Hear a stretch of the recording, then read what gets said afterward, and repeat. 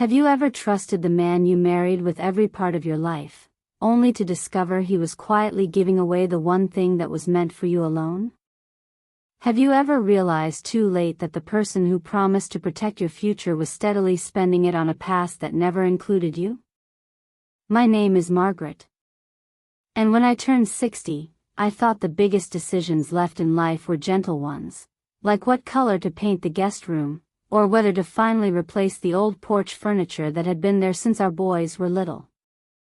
They used to swing their legs from the cushions while eating popsicles on hot afternoons, leaving sticky handprints on the arms that I never minded wiping away. I had worked for 42 years as a school principal in a small town outside Boston. Rising before dawn to open the building, staying late to lock up again, watching generations of children grow up and move on. Some came back years later with their own kids to thank me, for believing in them when no one else did, for seeing something in them worth nurturing, for giving them the confidence to chase dreams they once thought were impossible. I had saved every extra penny. My parents taught me early that security was something you built yourself, brick by brick, no matter how long it took. No matter how tired you were at the end of the day, no matter how many times you had to say no to something you wanted. Because tomorrow always needed protecting more than today. When my Aunt Dorothy passed away 4 years ago at the age of 91, she left me everything she had. A little over $900,000 in savings, and the cozy beach cottage in Cape Cod she had owned since before I was born.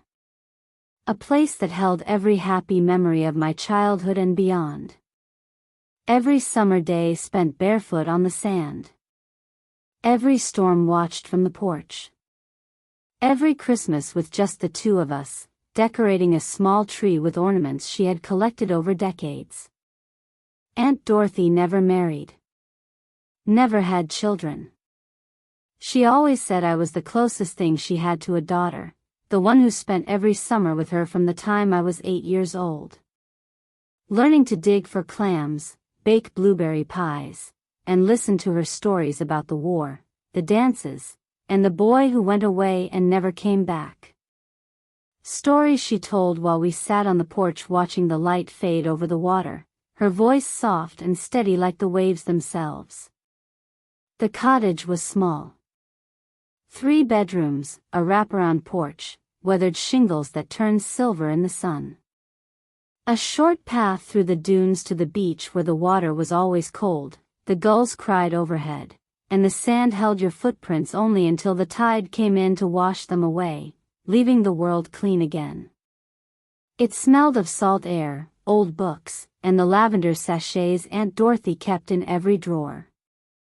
The ones she made herself from the bushes in her yard, sewing them late at night while listening to the radio, humming along to songs from her youth. The will was clear, everything to Margaret and Thompson, in gratitude for the love and companionship she gave me when no one else did. No one to share it with. No one to divide it among. No conditions. No expectations. Just trust. I cried when the lawyer read it. Not just for the money, but for the way Aunt Dorothy had seen me, had loved me, had chosen me above everyone else. In a world that sometimes felt like it had forgotten I existed. A world that moved on while I stayed behind to care for aging parents, and then for her. My husband Tom and I had been married for 39 years. We had 2 grown sons, David and James. Good men with families of their own. David, an accountant in Portland with a quiet way about him and a mind for numbers that could spot a mistake from a mile away.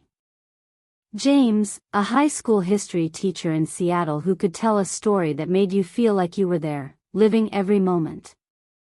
Tom was a contractor. Steady. Reliable. The kind of man who could fix anything with his hands and always made sure the bills were paid on time. The kind of man who brought me coffee in bed on Sundays and kissed me goodbye every morning before heading to a job site. The kind of man who made me feel safe and cared for, Or so I thought. When the inheritance came, I sat Tom down at the kitchen table with coffee and the lawyer's letter. The one that spelled everything out in black and white. The one that made it clear this was separate. This was mine. I explained that Aunt Dorothy had been very specific. This was for me alone. The money and the cottage were in my name only. No joint account. No shared title. No way for it to become ours. I had added Tom as an authorized signer on the investment account, just in case something happened to me. Never imagining he would ever touch it without asking. Never dreaming he would see it as anything but mine. I wanted to use some of it to renovate the cottage.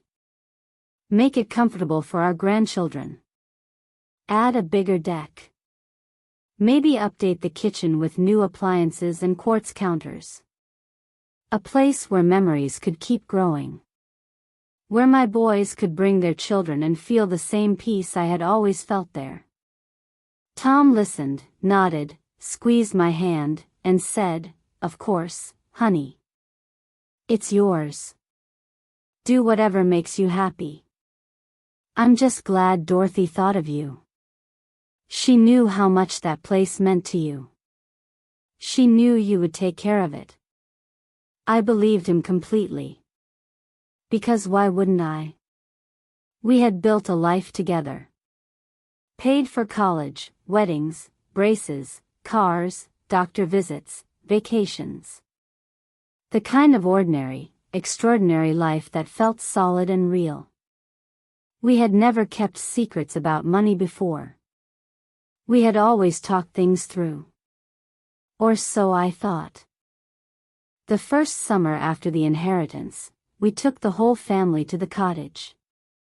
David and his wife Sarah, their two little girls Emily and Grace, who were 5 and 3, full of questions about everything from why the ocean was salty to where seagulls slept at night. James and his wife Laura, their son Benjamin, who was just learning to walk, holding onto fingers and furniture with determination, his little legs pumping like he couldn't wait to run. We painted the shutters a soft blue, the color of the sky on a perfect day. We replaced the old deck boards that had started to rot from years of salt air and winter storms. We even added a fire pit for evening gatherings, circled with Adirondack chairs where we sat bundled in blankets as the night grew cool. We roasted marshmallows and told stories until the stars came out bright and close over the water. The Milky Way stretching across the sky like a river of light. The children ran wild on the beach. Collecting shells. Chasing waves. Building sandcastles that the tide would wash away by morning, leaving only smooth sand and the promise of a new day to build again. We ate lobster on the porch. The kind you crack open with your hands, butter dripping down your fingers, the sweet meat tasting like summer itself. We watched sunsets that painted the sky pink and orange and purple. The kind of beauty that makes you stop talking just to take it in. To feel small and grateful in the presence of something bigger. Tom grilled fish, fixed the leaky faucet, helped hang new curtains in the bedrooms that caught the breeze just right, letting the sound of the waves lull us to sleep.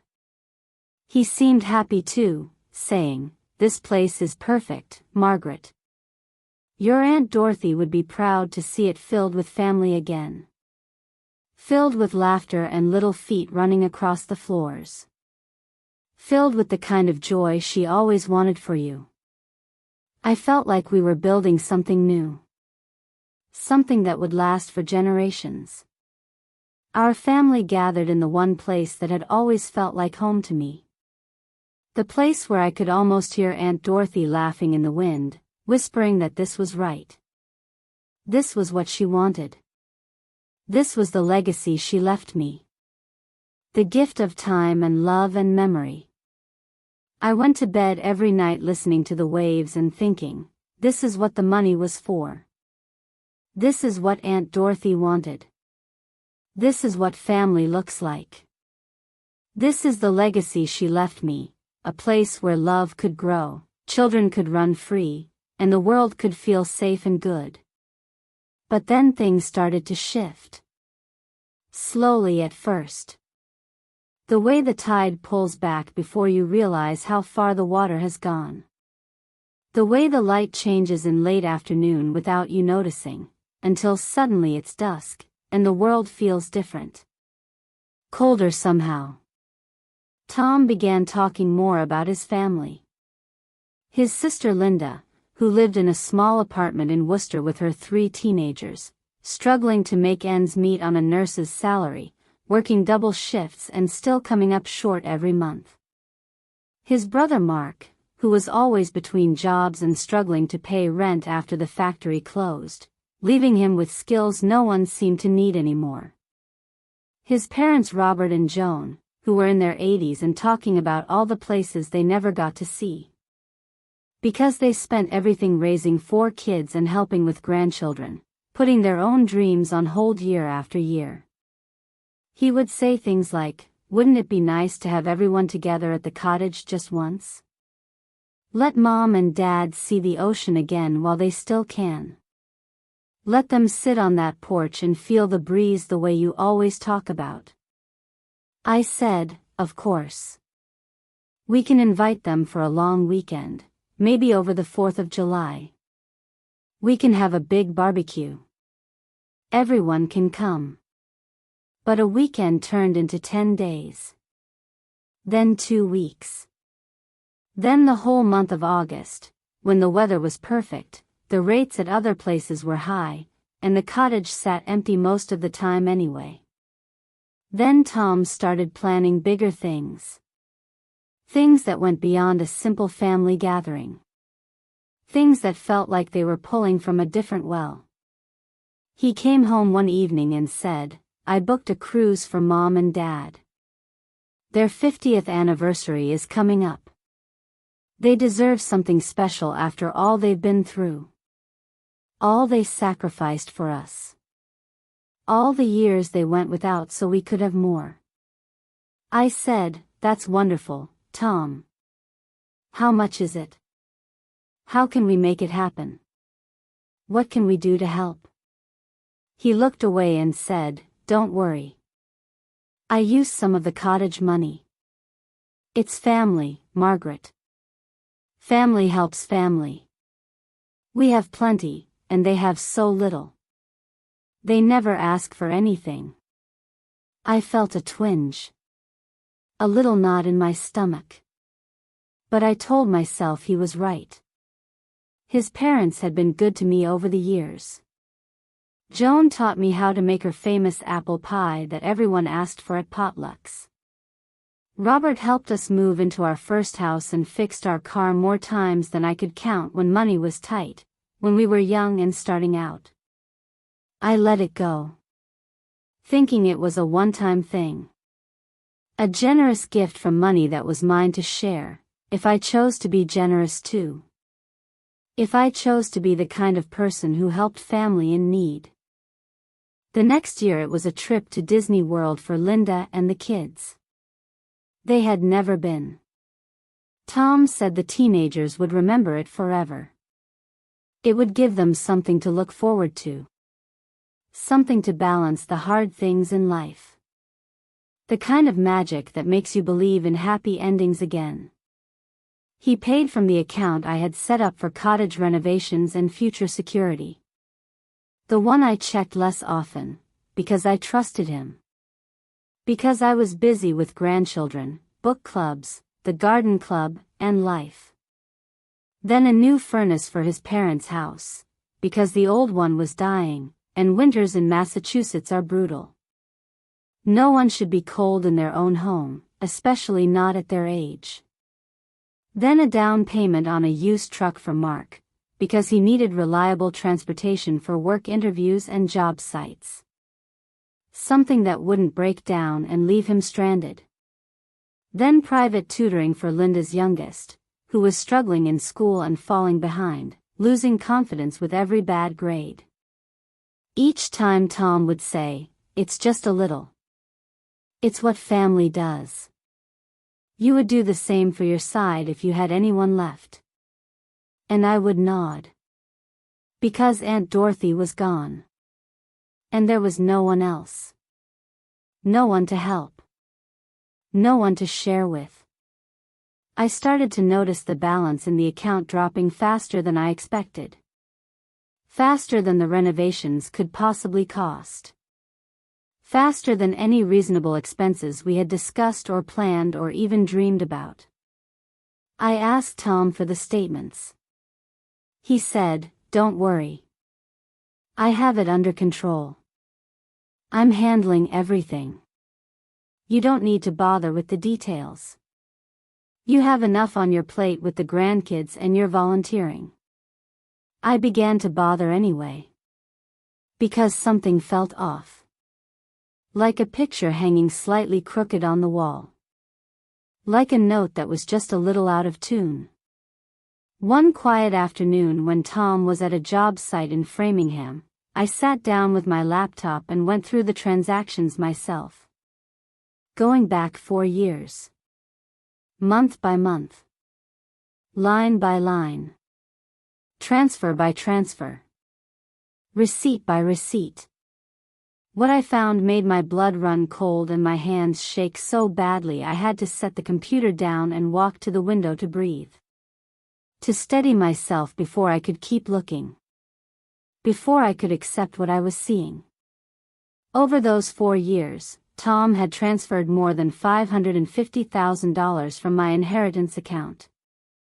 Not to renovations. Not to our family. Not to anything we had discussed or agreed on or even mentioned in passing. Not to a single thing that benefited us or our children or our grandchildren. To his luxury vacations for his parents, to Alaska and Europe. First-class flights and 5-star hotels and excursions to glaciers and castles and places they talked about for years but never thought they would see. A timeshare in Florida they used every winter for a month at a time, escaping the New England cold while I stayed home shoveling snow, checking the furnace, and making sure the pipes didn't freeze.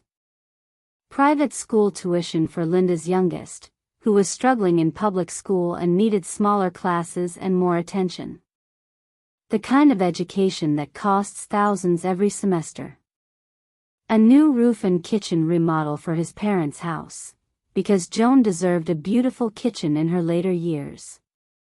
A place to cook for the family gatherings they loved. A place that looked like the magazines.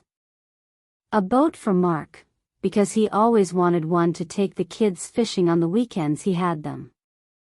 A boat he kept at a marina near his apartment with a name painted on the side that I paid for. Wedding expenses for his niece. A destination wedding in the Bahamas with all the trimmings. Flowers and photographers and a beach ceremony at sunset and a reception that went on until dawn. And the cottage. The place I loved more than any other place on earth. The place Aunt Dorothy had left to me as her final gift, her final trust, her final act of love. Tom had been letting his entire extended family use it for weeks at a time. Without even asking me. Without even telling me most of the time. Without caring that I might have wanted to go myself. They would show up with coolers and suitcases and dogs and teenagers. Stay for 10 days or 2 weeks or the whole month of July, when the weather was perfect and the ocean was warm. They would leave sand in the showers, wet towels on the furniture, empty bottles in the recycling, and half-eaten food in the fridge that spoiled before I could get there to clean it up. They never once offered to pay for utilities or repairs or even groceries or the cleaning service I had to hire afterward, to make it livable again.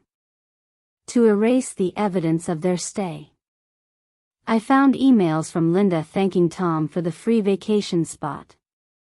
Saying the kids loved having a beach house to use every summer. How lucky they were to have such a generous brother. How it gave them something to look forward to every year. Something to make the hard months bearable. I found photos on Facebook of Tom's family posing on my deck, drinking wine from my glasses, smiling in front of sunsets I never got to enjoy, because the cottage was always booked when I wanted to go.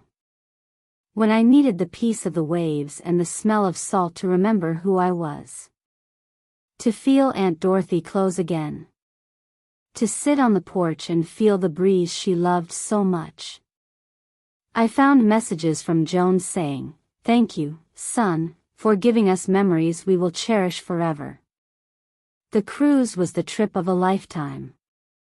The timeshare is our saving grace in winter. The cottage is our happy place. And not one of them ever thanked me. Not one of them ever acknowledged that it was my money, my cottage, my inheritance, my Aunt Dorothy's final wish. They thanked Tom. They praised Tom. They loved Tom for his generosity. While I was left with an empty account and a house full of strangers' footprints. And the quiet, crushing realization that I had been used. Betrayed by the person I trusted most in the world. I confronted Tom that night when he came home, tired from work, carrying his tool belt and smelling of sawdust like he always did. The familiar scent that used to make me feel safe now making my stomach turn with the weight of what I knew. With the anger and hurt that had been building all day.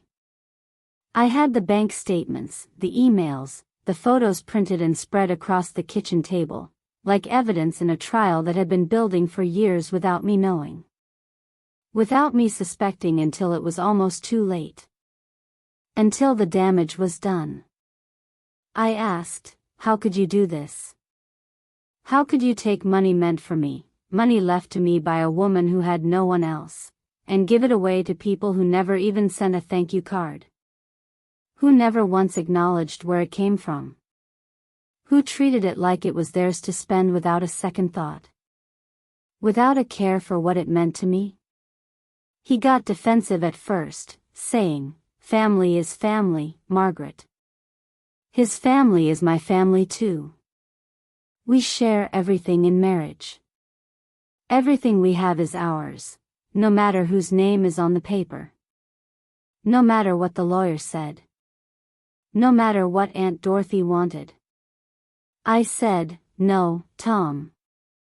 My inheritance is not your family charity fund.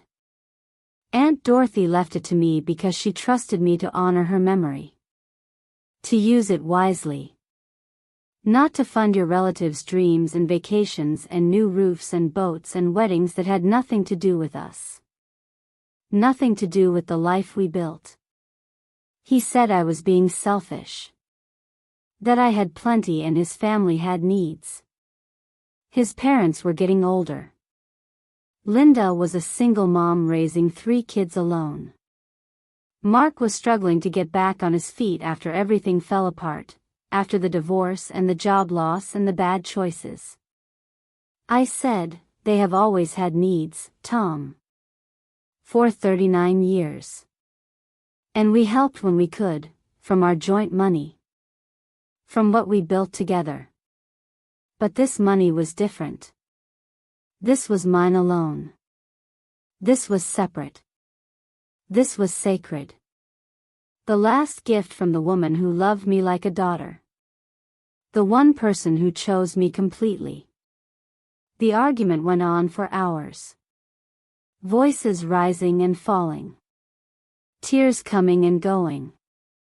The kind of fight that leaves you exhausted and hollow. And wondering if you ever really knew the person across from you. If the life you thought you had was real, or just a story you told yourself. He cried. Said he was only trying to help people who had less than us. That he didn't think I would mind that much, because we had always shared everything. Because marriage means we are one, and what hurts one hurts both. Because he thought I was generous enough to understand. I cried because I realized the man I had loved for almost 40 years had been stealing from me. Slowly. Quietly. Systematically. For years.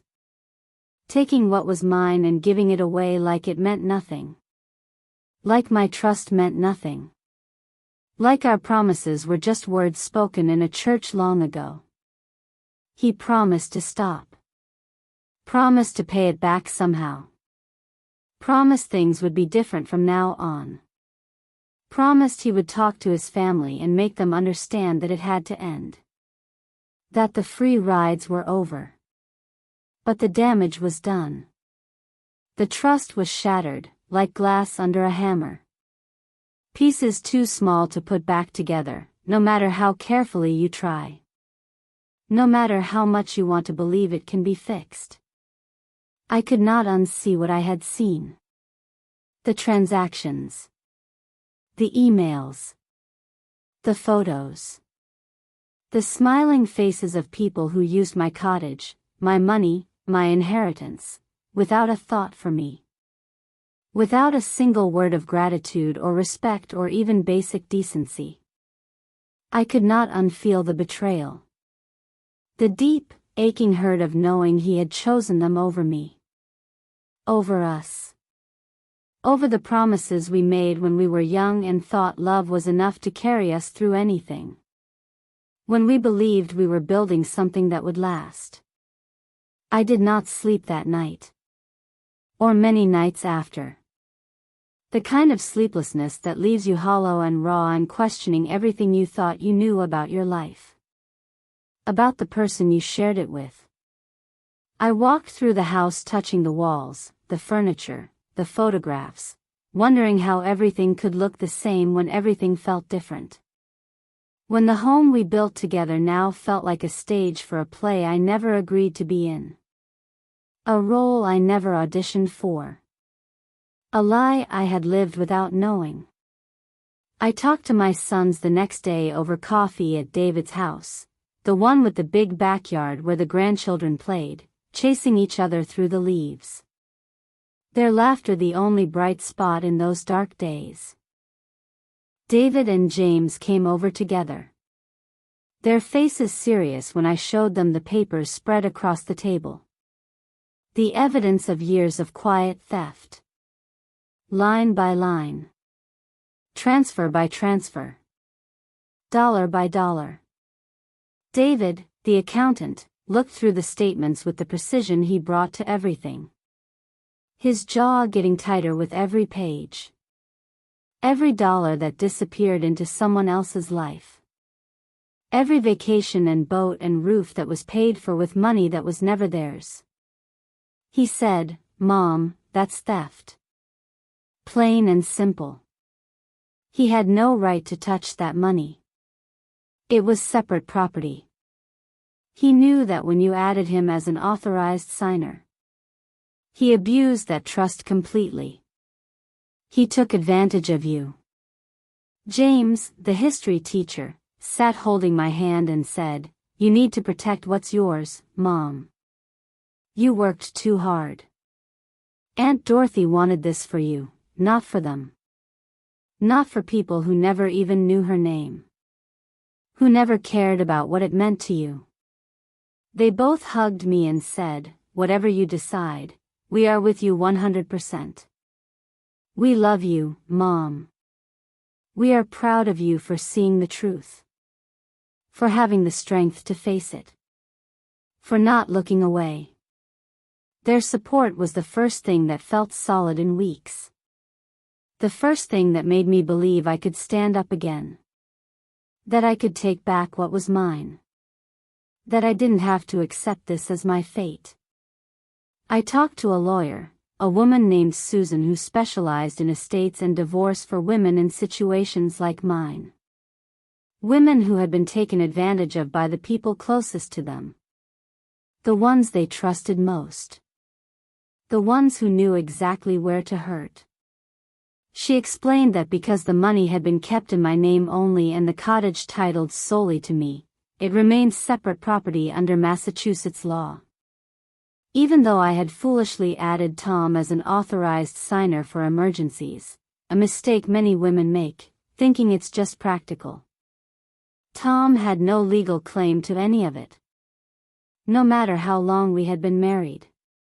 No matter how much he helped around the house or paid the bills from our joint account. No matter how many years we had shared a bed and a life. I could sell the cottage and he would get nothing from the proceeds. Nothing from the sale. Nothing from the legacy Aunt Dorothy left me. I could keep every penny that was left and rebuild my security, the way Aunt Dorothy intended. The way I deserved after a lifetime of careful choices. After decades of putting others first. I thought about it for weeks. Walking the neighborhood in the crisp fall air. Watching the leaves turn and fall. Thinking about the cottage. The memories. The betrayal. The future that now looked different than I had planned. Brighter in some ways. Darker in others. The cottage was my happy place. The last real link to Aunt Dorothy. The place where I felt her presence most strongly, in the creak of the porch swing, the smell of the ocean, and the way the light came through the windows in the morning, painting everything gold like a promise. But every time I pictured it now, I saw Tom's family lounging on my furniture. Eating food I had paid for. Leaving the place messy and taking it for granted, like it was theirs to use.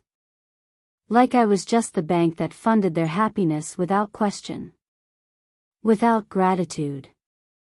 I saw the empty account that used to hold security for my old age. Money that was supposed to let me travel or help my grandchildren with college. Or simply live without worry in the years when work was no longer an option. When my body might need more care or my mind more peace or my heart more time to heal. I saw the future I had planned slipping away, because Tom decided his family deserved it more than I did. More than our family did. More than the woman he promised to love and honor and cherish. In sickness and in health. For richer or poorer. I decided to sell. I listed the cottage in early spring when the market was strong and buyers were looking for summer homes before the season started. When the daffodils were blooming along the driveway and the air smelled of possibility and new beginnings and salt. I had it professionally staged. Cleaned. Painted. Everything fresh and inviting, the way Aunt Dorothy would have wanted if she was selling. The way it deserved to be shown to people who would love it properly. Who would appreciate what it meant. Tom begged me not to. He said, think of the memories, Margaret. Think of the grandchildren. Think of everything we built there together. Think of how much it meant to all of us to have a place by the sea. A place to gather. A place to belong. I said, the memories are tainted now, Tom. Tainted by people who used it without gratitude. And by you, who gave it away without permission. Without even telling me most of the time. Without caring how it would make me feel when I found out. When the truth came out, like it always does. The offers came fast. One after another. Buyers falling in love with the porch, the path to the beach, the way the light poured in. I accepted an offer that was 30% above asking. All cash. A quick close. From a young couple with 2 small children who looked at the place with the same wonder I once had. Who promised to love it and care for it and fill it with new memories of their own laughter and love and life. Closing day came. I signed the papers in Susan's office. My hands steady for the first time in months. The weight lifting with every stroke of the pen. The future opening up again. The money, almost $700,000 after fees and commissions, went into a new account with only my name. Ironclad protections. Trusts and safeguards that no one could touch. No matter what. No matter who asked. Tom moved out a month later into a small apartment near his work.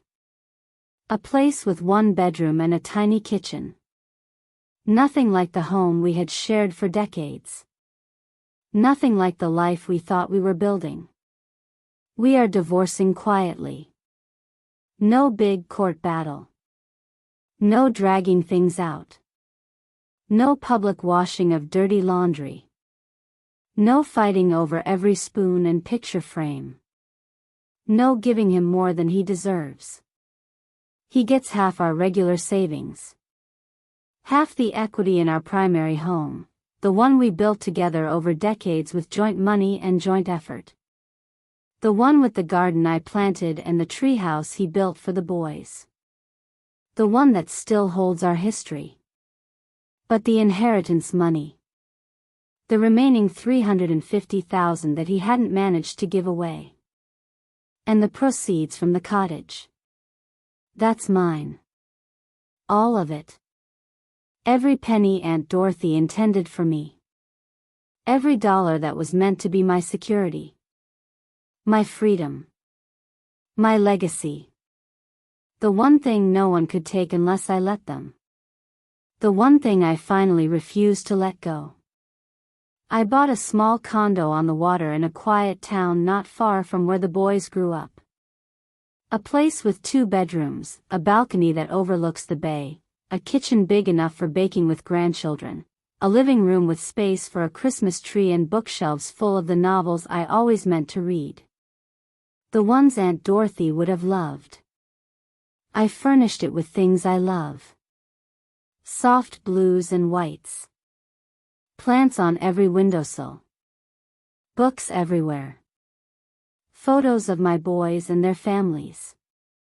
And one framed picture of Aunt Dorothy smiling on the porch of the old cottage, the one I visit in my dreams sometimes. Where she tells me I did the right thing.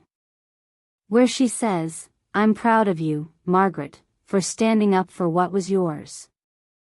I take my sons and their families there for weekends and holidays. We cook lobster on the balcony. Laugh until late.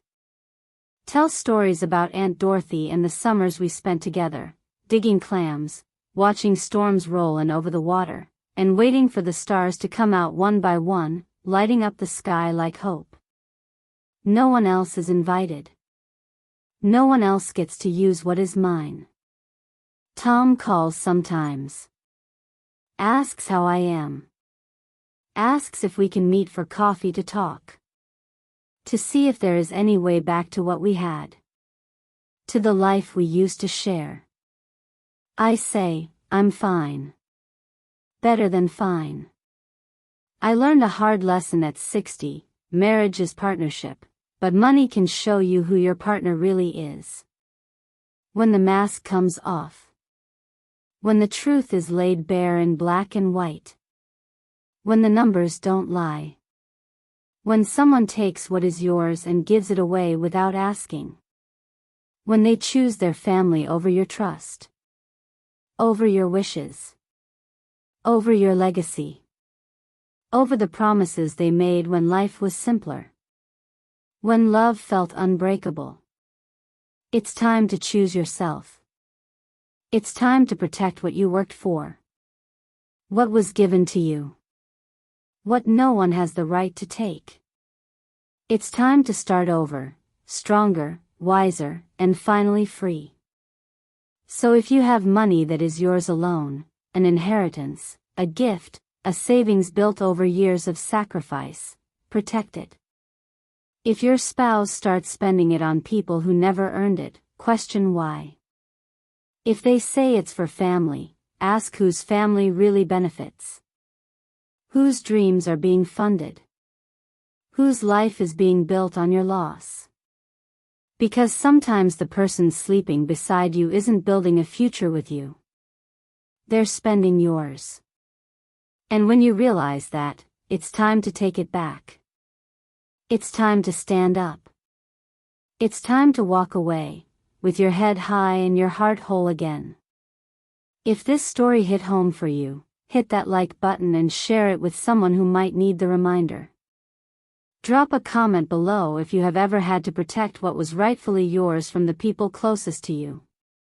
Subscribe for more real-life stories of betrayal, courage, and starting over. Thank you for listening. Stay strong and always know your worth.